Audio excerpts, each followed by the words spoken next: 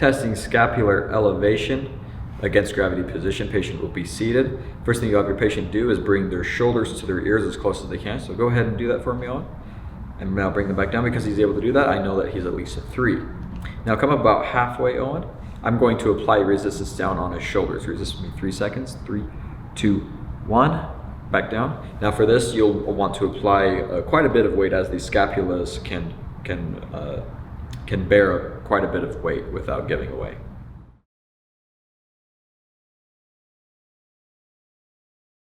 Testing scapular elevation, gravity eliminated position. The patient will be prone.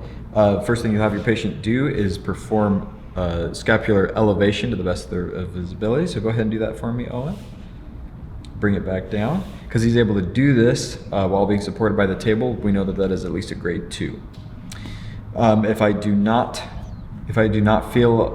see any movement going on with the shoulders, then I will palpate the upper trapezius and the levator scapulae found here. If I feel these muscles firing, that is a grade 1. If I do not feel them firing, that is a grade 0.